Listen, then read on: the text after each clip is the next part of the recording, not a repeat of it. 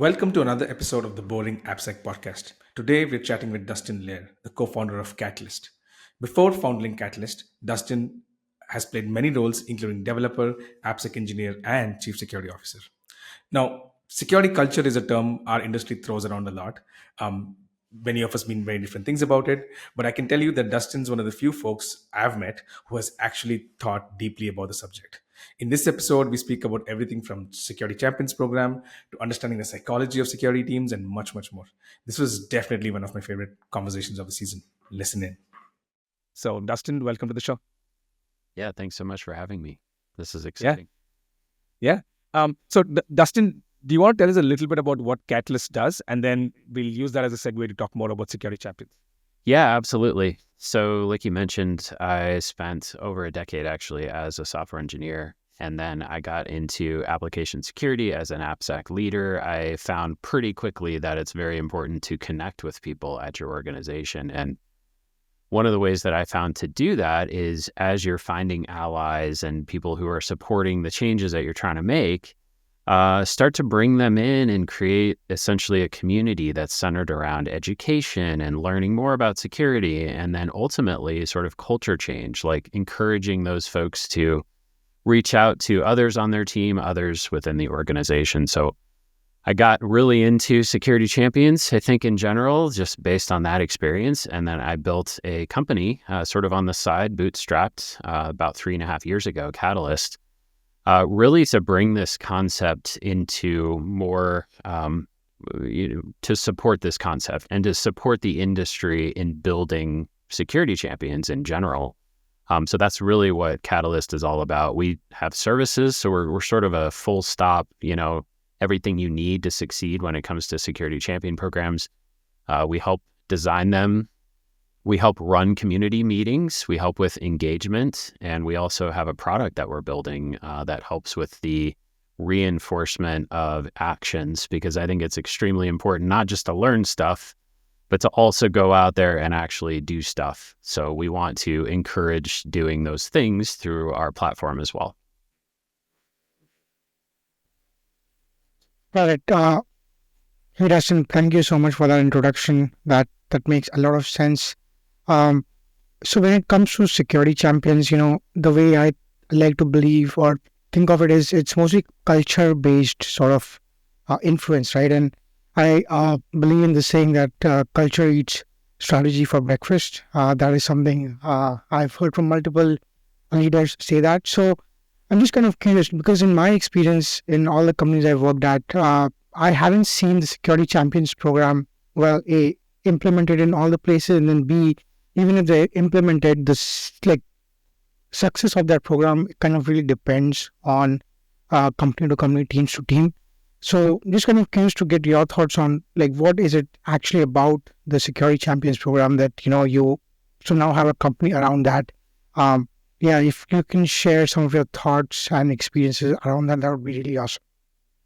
Yeah, and I think results may vary, like you said, in terms of security champion programs. We have felt like we have tapped into some of the secrets to make security champion programs work, which is why we wanted to build a company around it, because I think there's a lot more that we can do in terms of awareness and helping people understand what works, what doesn't, what are some of the blunders or gotchas that you should avoid, what are some of the best practices, essentially.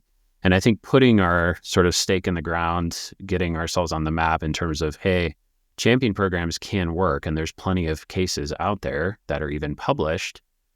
Cases like AWS has a really nice published article and so forth. These programs can work if they're done right. And we really just wanted to bring more awareness into how to do them right, what are some pitfalls to avoid, and so forth. So now, happy to talk about some details in terms of pitfalls and all of that too, if we want to get into that level of detail, but at least that's a good start for us today. Yeah. Yeah. So I think you kind of hit the nail on the head, right? At least in my experience, when I was a consultant at Digital, kind of trying to help customers build a security champions program, as well as when I was at Razorpay, when I was the head of security. So I built a security champions program myself, with our business units. One of the things I notice very often is that the security champions program almost needs a champion to build it. right? So there's usually like one person in the AppSec team. That was me, by the way, at Razorway. But in different companies, there are different people, right? There's a champion who kind of starts it, and then they're able to knock it off with a lot of enthusiasm. Usually, the first business unit or the app team that comes on board is also very enthusiastic about it. Probably someone who finds security interesting. But then 2-3 quarters down the line, things start to fizzle out a little bit, and especially after this security champion, for lack of a better phrase, leaves the company or this churn, the program absolutely fades out. Right, this is a trend I've seen in multiple places, and it does some good in the first few quarters. But I guess my question is, and you kind of spoke about this a little bit, is how do you make this sticky, right? And can technology sort of help here? Because to take a slight detour, I run a security design review company, which is kind of largely in the realm of threat modeling, right? And I get the same questions all the time. Isn't threat modeling about culture? Is it always about what people do? Can you really have tools do threat modeling and stuff like that, right? I have an answer for threat modeling, which we'll keep for another day. But I'd love to hear your thoughts on how technology can help Security Champions program and how to make it sticky in general. Yeah, and I think it's a combination of technology, but also having an ally out there that's going to help you sort of bridge, the resource challenges as well, which is why we wanted to sort of come on the map and say, regardless of if this person who's the champion of your program leaves, we're there at least. And I think that's part of the attraction of having a vendor like us working with you consistently. And we take a very white glove approach too. I think every program's different, so we try to customize and tailor and just be there all along the way in terms of people's journeys. But I love some of the other questions that you had, so I think that we should definitely dive into more details here.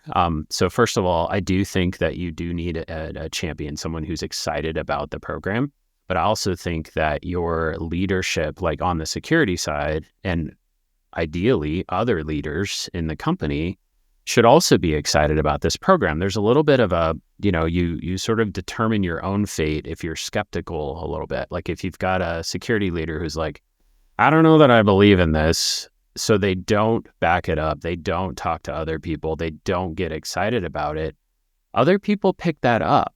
So it's a little bit of like if you want to make it work, you have to believe that it's going to work in a lot of cases. And I've run into a lot of situations where, CISO's skeptical or whatever, and then the program thus isn't as successful because the security leader doesn't even believe in it, right? So you have to kind of keep that momentum and that snowball going when it comes to engagement and excitement. Now, in terms of after a few quarters, it fizzles. I think this is where we start to get into some of the behavioral science side, why humans act the way they do. And think about it in terms of curiosity, a very fleeting sort of initial, hey, I'm curious, what is this thing? I've never seen this before. So you get initial response. You get a few people that show up. And then a few quarters goes by and they're like, okay, now I know what that's all about. I'm not curious about it anymore. That initial curiosity dies off. So they need other motivators to keep them going. Now, what are those other motivators? A lot more depth than just curiosity, I would say.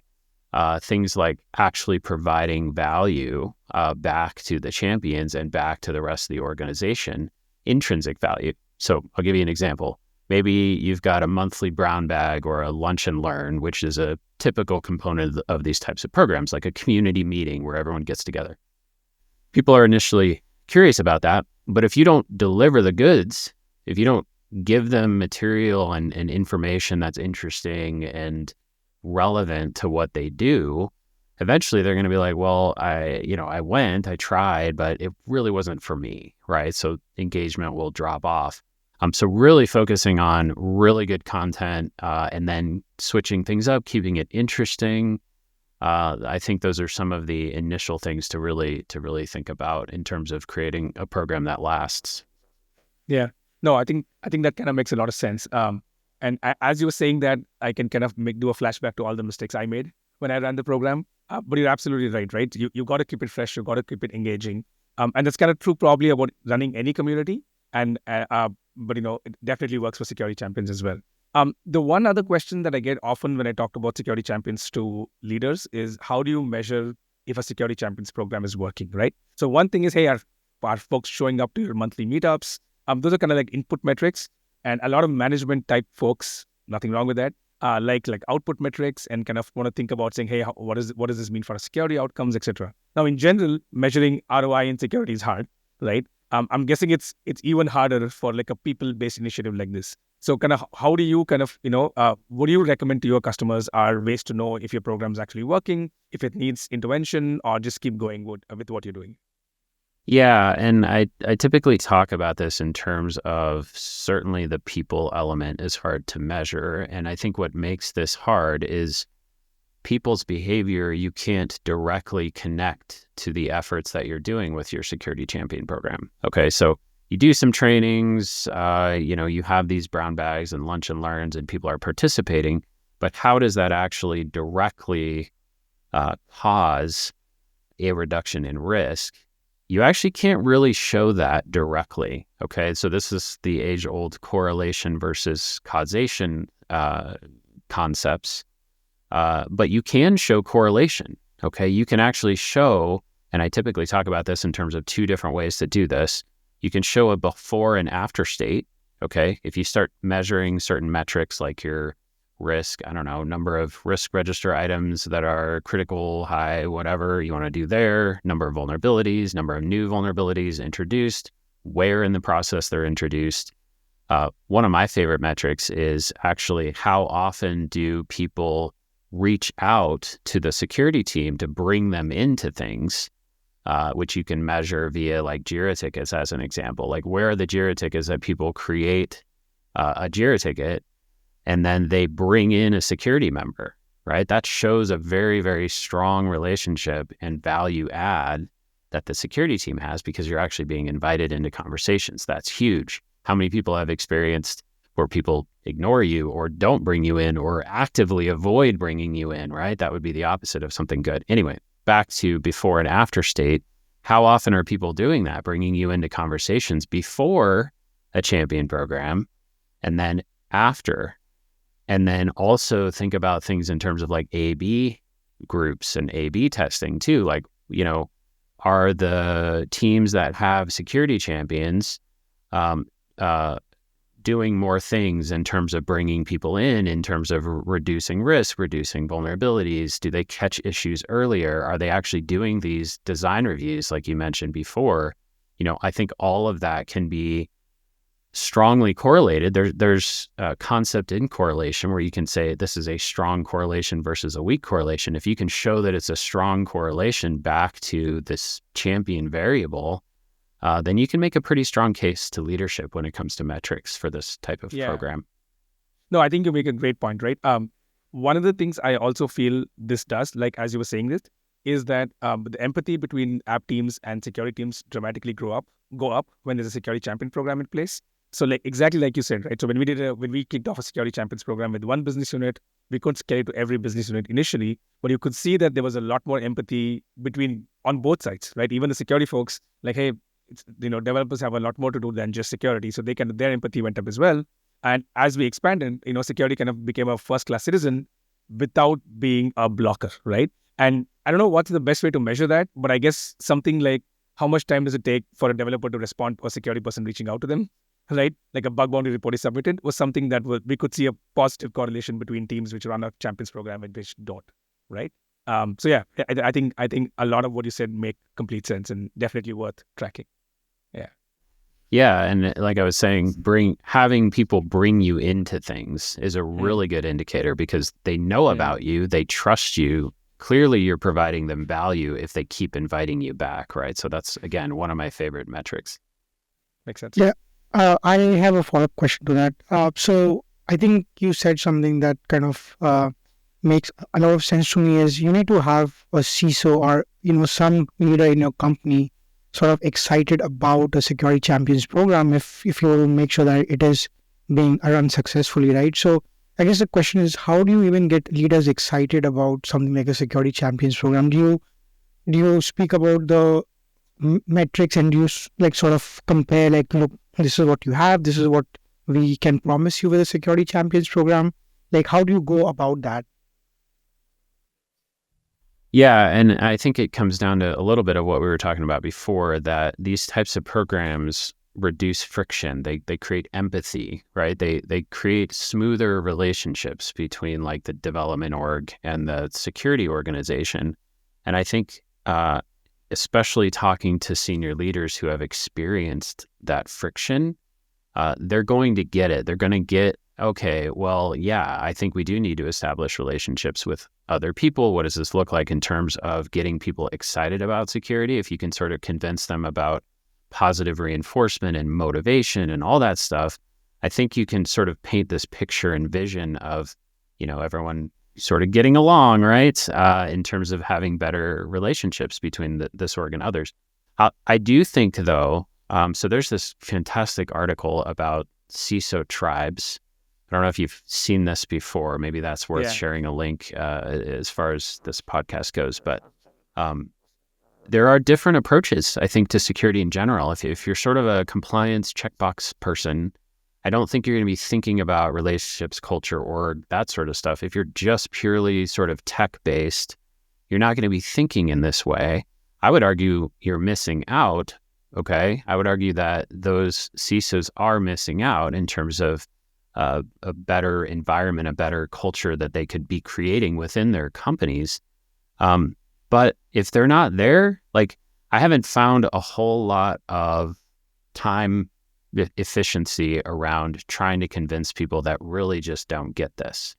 You know what I mean? I think it's a lot more of like, very much like security champions, let's find allies who are out there who understand the importance of culture and work with them to help hopefully influence others in the industry as well. So again, I don't spend a lot of time I talk to a lot of CISOs. If a CISO comes to me and they're like, whatever, we already have tech, we don't need this nonsense. I'm like, okay, that's fine. Like, I'm just going to skip right over you, good luck.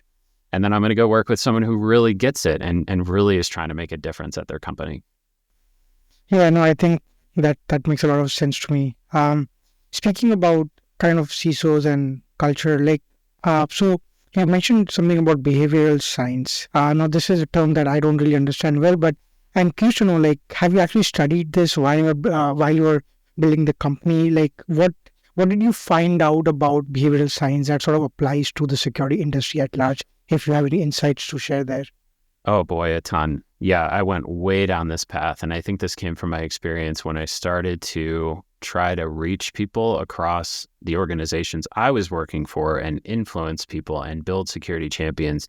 I started getting into some challenges, why aren't people engaging? How come no one's responding to me, right? That sort of stuff. So I was like, why? I think it all starts with that question. Why are people behaving this way? And then for me, it was this rabbit hole of like, well, how do people work? Let me go back to like my college psychology class. And I've actually got my college psychology book right here that I read consistently. So I've studied this for years at this point. I don't have a degree at this point, but I've spent so many hours learning about psychology and gamification and these other fields of behavioral science. And it has helped tremendously. And even our company, Octalysis, we actually have built this company around these concepts. Like I mentioned before, there are certain things that work in terms of engagement. There are certain things that don't work. To understand those things, I think, is to understand people and to understand the science behind people. And this is something else I talk about all the time too. For us tech people, like nerd people like me, I need to know there's a science behind it, and there is. Okay, so you hear this a lot, like people are the biggest problem in cybersecurity, and then that's almost ignored. It's almost like, okay, well that sucks.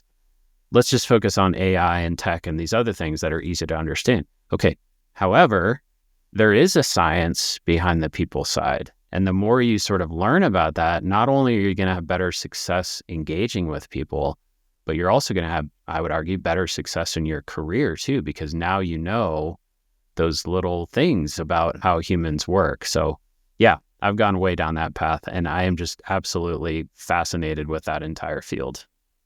Yeah, very nice. That's awesome to hear. One other question before we sort of continue on is, so do you consider that, as part of a security champions program, security training is also a big element of it? Because Again, security training is also something, I've worked in multiple companies and I've seen some places where it works really well because the training is relevant to the programming language that the company uses. And then in other places, I've also seen where the training is very high level, right? Like they don't go into the details, they don't actually train the engineers. So, in your experience, Dustin, do you find that if you sort of accompany a security champions program with the relevant training for an organization, that is much better and has better outcomes as compared to the other approach? Absolutely. I think you said it. So the way that I like to think about this is as you are connecting with folks and building relationships, that's sort of the foundation. You need to move into education pretty quickly, because like I said before, people are curious. You're like, hey, we've got, I don't know, this gamified thing with our champion program. But if they're not actually like learning something that they're going to be able to take forward and increase and sort of enhance the way that they work and be better. Like, I think this is where, people are, especially engineering minds, are always trying to develop their skills. They're trying to find the things that are going to differentiate themselves and sort of grow in the way that they are learning how to code and all that stuff. Learning cybersecurity is a great way to do that. So I do think that training is essential. I will say a couple other things, and that's training is very similar to what I was talking about before in terms of correlation. It's difficult to draw a direct causation between, hey, I took a training and therefore I didn't code a vulnerability. Like I was about to code a vulnerability, but then I remembered my training and I didn't.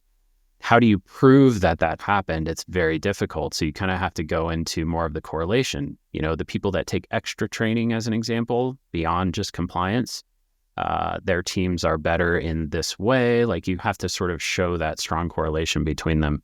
The other thing that I would mention is that training is a little bit more of a left side activity. Like, if we talk about SDLC, and I do think you need to make a case for right side activities to justify left side, meaning this.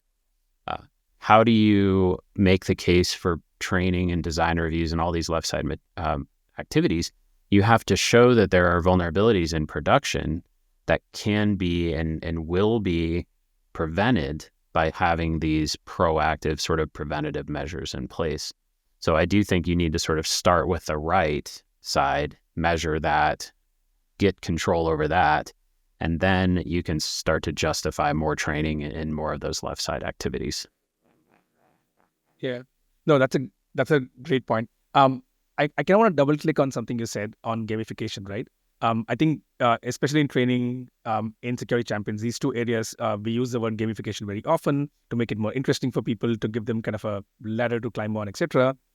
But sometimes I kind of feel like we overdo it, and sometimes you play stupid games, you win stupid prizes, kind of a thing, right? Are there some thoughts or some frameworks to think about on what kind of gamification is good and where do you draw the line? Like, I remember doing a secure code training, which is about enemies attacking the home front and all that. And I'm like, what is going on here? Like, this is nothing. This neither piques my interest, nor does it actually help me in any way, right? So what part of gamification makes sense, and where do you kind of draw the line on what's too much? Yeah. Okay. This is where I've studied a lot. So let me just drop a book that was gold for me to learn this stuff. It's called Actionable Gamification, and it's by Yukai Chao. And we can put a link maybe in the podcast to that as well. And that completely changed my mindset when it comes to gamification. So let me pull a few concepts out and we can talk about this in more depth. First of all, I think gamification is a bit misunderstood. I think that people think, oh, you're turning it into a game, right? And then some of the ideas of like, well, we don't play games here. Like, this is a very serious environment or whatever. Okay, that's fair. That's not what gamification is. Gamification is not necessarily turning something into a game. Okay, gamification is taking motivational elements that work in games and using them in a non-game situation. Okay, the focus is actually on non-games. So what this comes down to is understanding what motivates humans and then creating a design and an experience that's going to effectively motivate them and engage them. Okay. So as an example, very simple example, when you get promoted, okay, let's think about this. You get promoted, okay, you get a little bit more salary. That's nice. Is that really the benefit? You just get more money? Is that really what's attractive about getting a promotion? No. You know what's attractive? The recognition, the increase in responsibility, the title change, the status change, okay? That's a leveling system, okay? So I don't know if both of you play games, we should talk about this a little bit, but sometimes you'll have characters as you play games, and as you do more things, you're getting more experience, you're leveling up, right? And when you increase that level, you're now able to do more things, and you have boosters, and you have things that make you more powerful, and you're able to do more things. That's the exact same thing, okay? So we have been doing gamification in terms of hierarchies and the way that we build companies and these sort of paths in your career all along the way. That's gamification, okay? So now, I do think gamification can be overused, abused, and so forth if it's done at a very surface level that doesn't take into account the actual motivators of people. And this book that I mentioned is all based around this framework called Octalysis. And this framework essentially defines 8 different core drives. These are drives, these are motivators that all humans have. And it's all centered around understanding those 8 core drives so that you can actually design an experience that's going to appeal to your motivators. So that's the type of deep gamification that I believe in. That's the kind of deep gamification that we do at Catalyst as well. So if I'm hearing you right, you actually do this analysis for each of your customers to understand. That's pretty awesome. Yeah. How do you spell it? Is it OK Octa analysis? OC like octagon. Okay, got it. So OCTALYSIS, Octalysis. Got it. Yeah. Yeah, it's interesting you said this awesome. because I don't know how much of the Japanese Buddhist culture is into this, but a lot of the Japanese teachings are about 8-fold paths or 8 core principles. So now I'm really, really interested about this book. Now I've got to put this on my reading list. But that was fascinating, right?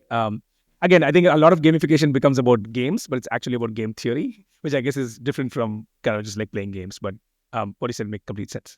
Yeah, related though, Yeah. because game Yeah. theory is based on human behavior as well, right? Like the prisoner dilemma as a really good example of that, right? How do you behave in that particular situation is based on the drivers, the motivators of humans ultimately.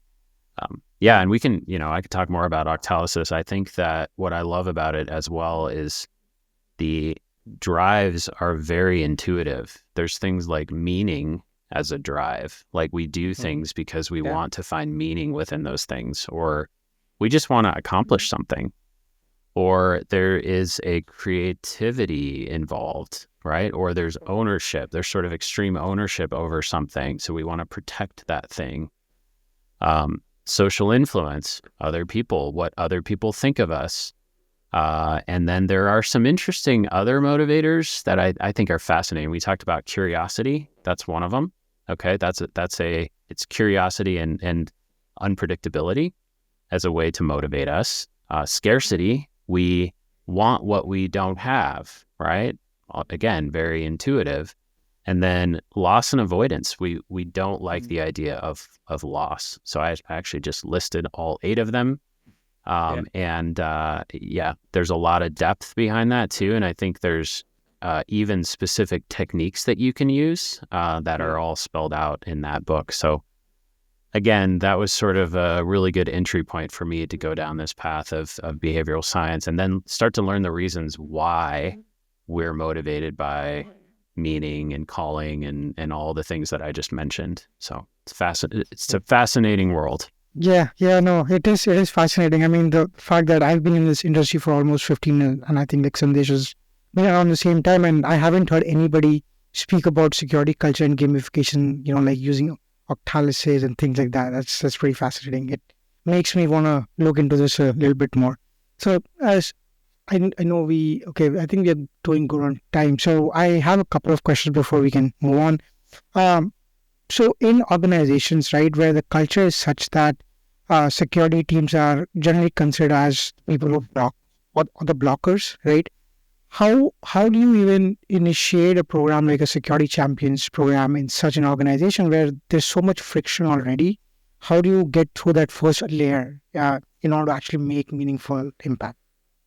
Oh, there's so much there. I think at least you should start small, like start to connect with people, start to build relationships to the point that maybe you surprise them. And I think this is very, very common because I think people have preconceived notions about what security is like. As an example, I'll come fresh into an org. I don't know anyone yet. I start reaching out to people and setting up meetings and meet and greets and that sort of stuff. And some of them are like, am I in trouble? Did I do something wrong? Why is the security team calling me right now? Right? So that's a preconceived notion that they have about security, or they've maybe been burned. They have PTSD with working with security teams in the past, right? They have been blocked and they've had that relationship where the security teams in their ivory tower just telling people what to do and so forth. And I will say this, part of why I joined cybersecurity as an industry is not because I was like, wow, cybersecurity is doing cool things. I was like, I've been burned by these teams over and over in my career as a developer. I joined the industry to help fix this issue, and build stronger relationships and provide value and be very solution oriented as well. I think that's really the key, right? So start small, reach out to people, show them that you're not like the others or like other people that may have approached them in the past. And then do more with like branding. Like there's a lot you can do at a macro level too, in terms of, getting the message out. Hey, we're a team that's going to help you. Here's how we help. Here's how you contact us. We will not shame you for sharing a security concern that you see on your team. Like, getting those messages communicated at a broad organizational level, I think also has an effect. And then this is kind of where the whole gamification and motivational pieces fit in too, because, are you creating content? Are you creating stuff that's cool and exciting for people to go, oh, that's different. I haven't seen that before. This is a different type of security team than I've ever worked with. So there's a lot of different things that you can do there to change the perception. Yeah, so I guess it all boils down to the kind of personal relationships you build with other teams, and yeah, got it. Okay, awesome.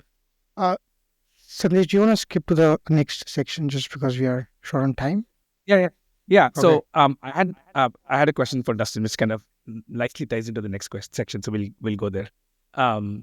Okay. So Dustin, one of the things that happened to me is that I kind of studied economics very late in life. Maybe around the time I was like 28, 29, pretty late, right? But as I studied economics a little bit for like a side project that I was building, I kind of felt like I understood cybersecurity a lot more. Like just the power of incentives, behavioral economics, and all those concepts kind of made a big difference, right? So, I mean, do you think the fact that you started out as nothing to do with security as a graphic designer and then kind of moved your ranks, do you think that kind of gives you like a unique insight into what you do? I'm guessing the answer is yes, but I guess the more interesting question is how so, right? Because some of the things you said today have definitely surprised Anshuman and me. So I'm trying to understand kind of where that a different way of looking at things come from. Yeah, I mean, I think it's like nature versus nurture, which is certainly this behavioral science concept in psychology found a lot too. I think it's partly nature and partly nurture. I tend to think 50-50 when it comes to nature versus nurture. I think part of this is my nature. I think I'm for some reason that was predetermined. I am attracted to certain things. Like you mentioned, I did spend a couple years as a graphic designer. So I've got a bit of a creative side, right? I play guitar. You can see my guitar there. So there's this attraction that I've always had to maybe thinking about things more creatively, more, differently and so forth. But I also think that, just a quick note, that I think a lot of technical people fall into this realm as well. Like I've met a lot of developers and so forth that they like music, they like being creative, they like that other outlet. So it's certainly not beyond the realm of what I think a lot of people can get into more and be fascinated by. I think it's a matter of leaning into it a little bit. Like, well, I'm at work and I just do technical stuff and then I go home and then I do creative stuff and have fun and that sort of stuff. It's like, but how can we bring these together? Like, do you want to have fun at work? Or have you given up, wanting to have fun at work?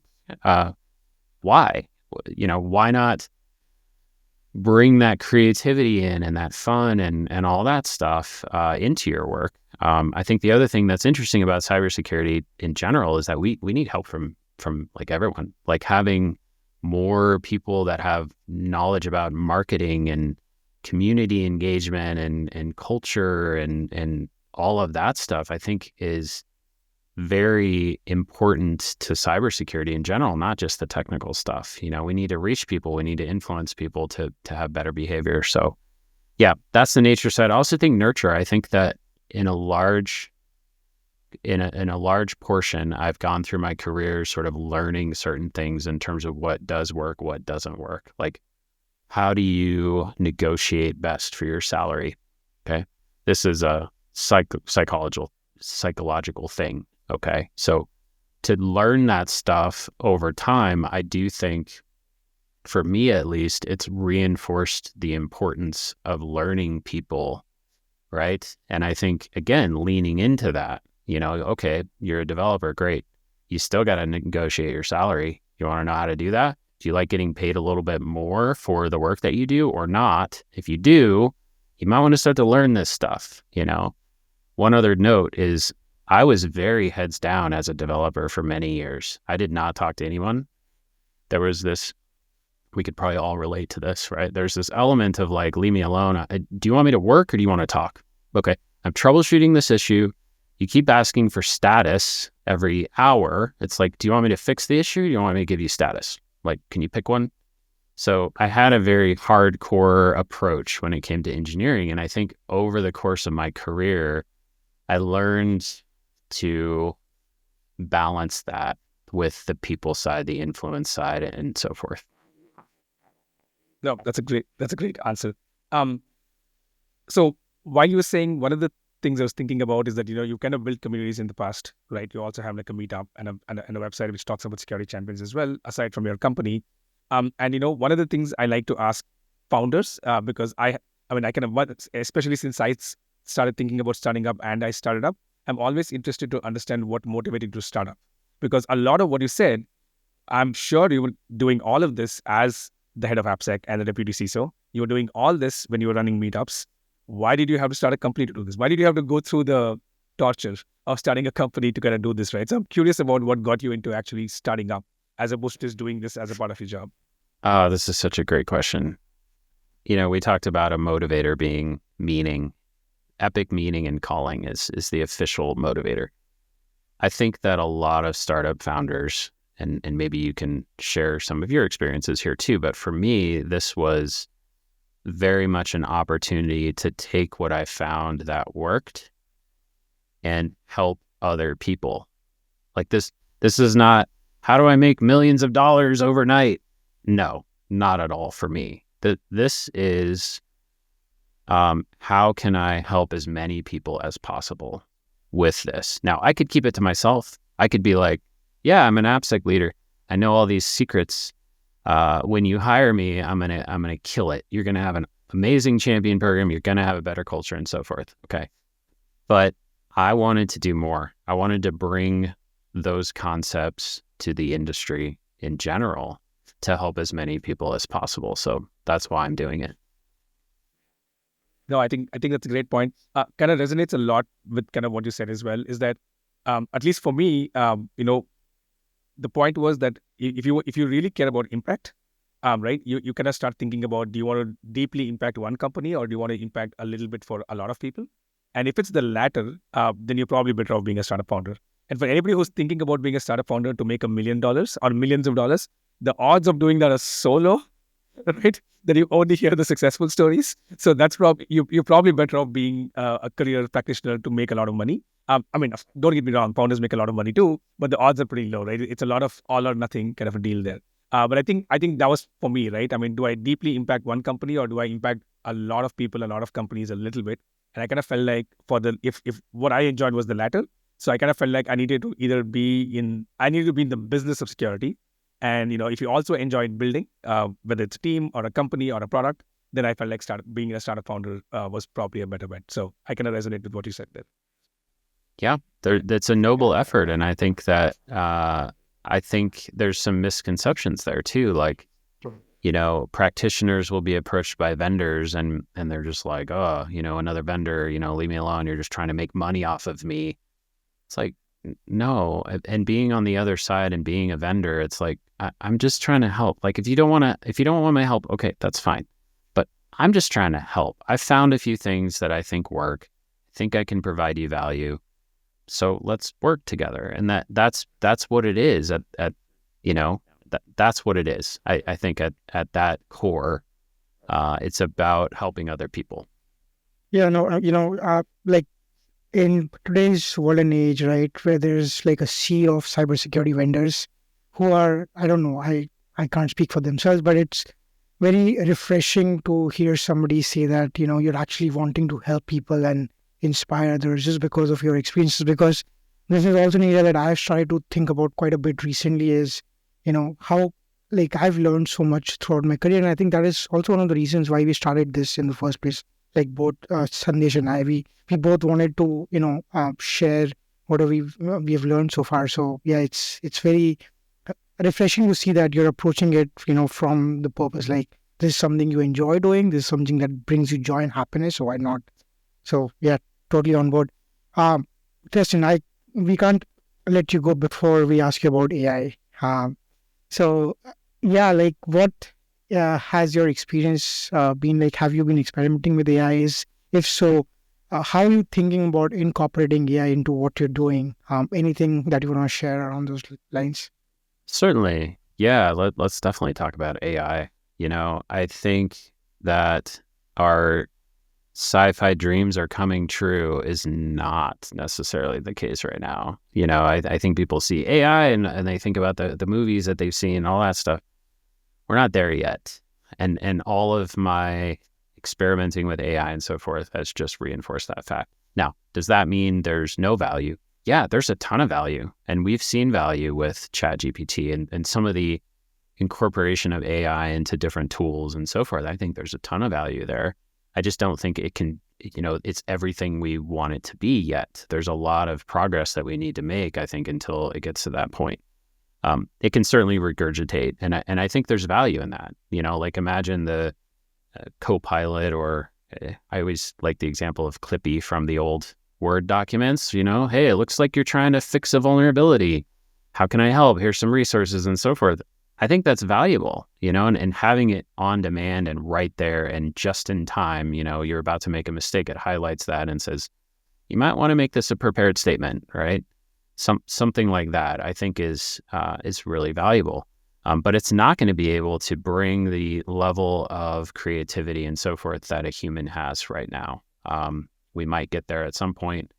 Now, in terms of incorporation into the stuff that I'm doing, I do think observing patterns of behavior and pointing those out to some degree to help with engagement, or at least to help with the administrators of a champion program know where things have changed, are different, anomalies, that sort of stuff, I think is really valuable. But I also think that humans want to connect with other humans too. So if you're thinking, well, I'll just have a bot as the interface between my security team and the devs, I don't think that's going to work. And I think no matter how advanced AI gets, if people think that they're interacting with a bot instead of a person, that's not going to be as attractive to folks. So even though this might seem like a shortcut and we can maybe not have to talk to people so much anymore, I don't think that's going to work. And I don't think that's going to be as effective.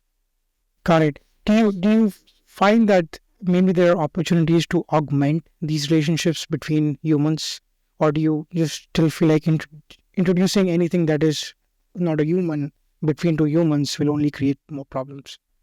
I mean, I think it'll help. So I'm thinking about how to engage with your champion community. Maybe you've got a Slack channel. Let's just take a specific case.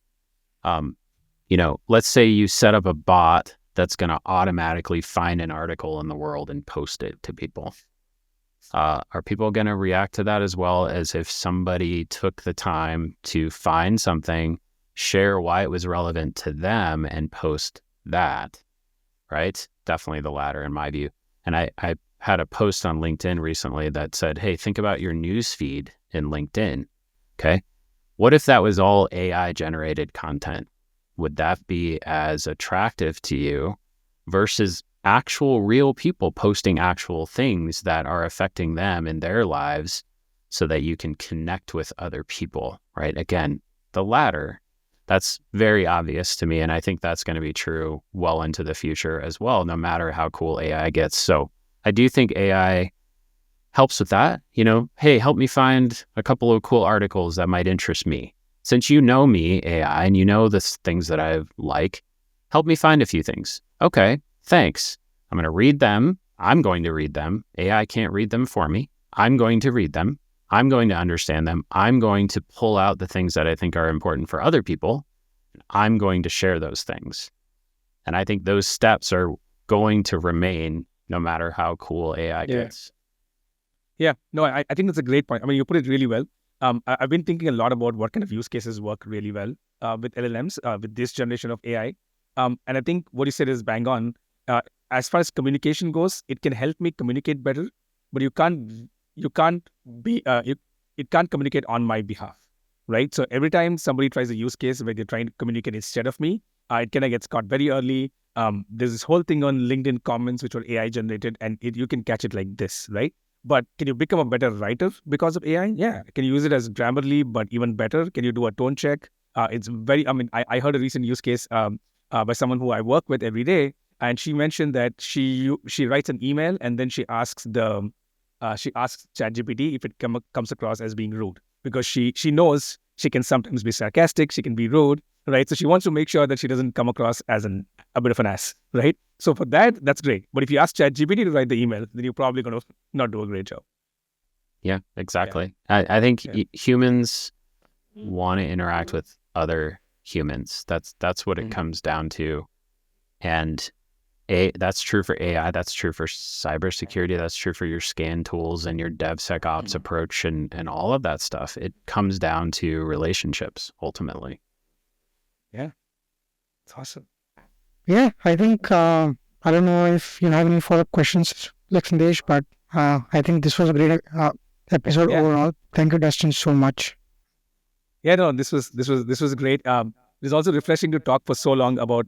It's been a while since we spoke about the people side of things for so long. So this was great fun for us. A lot of our episodes was a lot about automation and tooling and all that. And I think sometimes we forget that on both sides of the automation there are actual humans, right? So this was a great chat, Dustin. Thank you so much for joining us. Of course, yeah. Thanks for having me. I think I'm a tech guy. I'm a tech guy who believes that humans are the way. And I think that's a little bit unique. So that's why I try to get out there and do events like this and just talk to people as much as I can about this stuff. I really appreciate it. Thank you for joining us. If you like the show, please share this with your friends and colleagues. If you have any questions or comments, you can reach Anshuman on Twitter at Anshuman_BH. That's ANSHUMAN_BH. And me, Sandesh, at Jubba on Jeans. That's JUBBAONJEANS. See you next time.